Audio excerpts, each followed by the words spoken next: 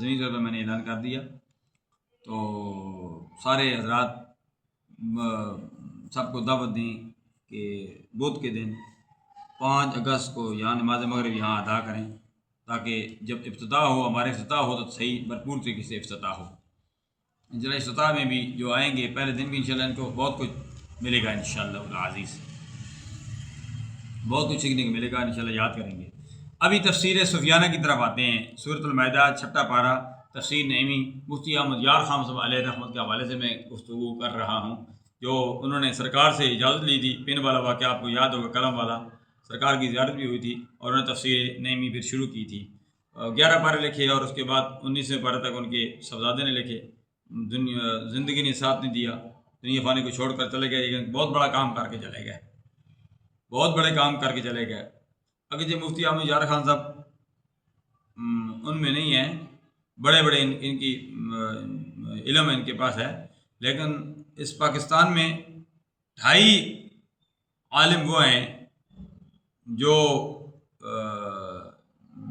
جن کے پاس یہ علم کا ایک سمندر تھا۔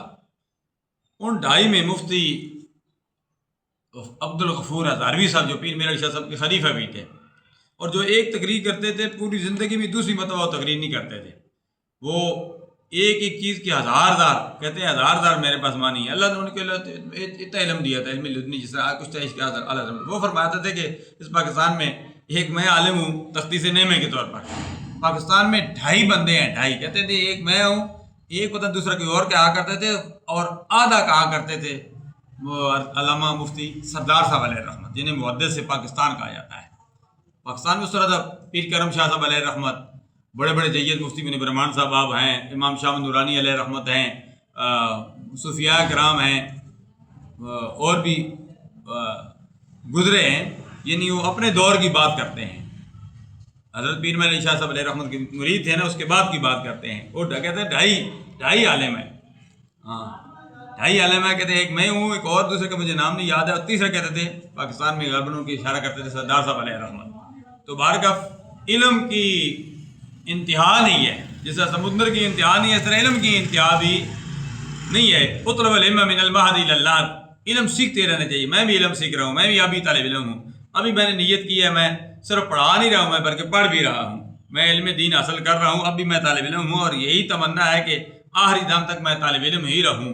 طالب علم کا جو ہوتا ہے اس کا فائدہ یہ ہوتا ہے کہ فرشتے پاؤں کے نیچے پر بچھاتے ہیں، اور چیونٹیاں مچھلیاں ان کی لیے دعائیں مغفرت کہتی رہتی ہیں۔ طالب علم رات کو سو بھی جاتا ہے تو اس کے لیے سونا بھی عبادت میں لکھا جاتا ہے۔ ویسے تو انسانی شہر فجر کی نماز جماعت کے ساتھ ادا کرتا ہے تو پورا رات قیام کے برابر ثواب ملتا ہے، لیکن طالب علم رات کو سو بھی جاتا ہے تو اس کا سونا بھی جاگنے میں لکھا جاتا ہے۔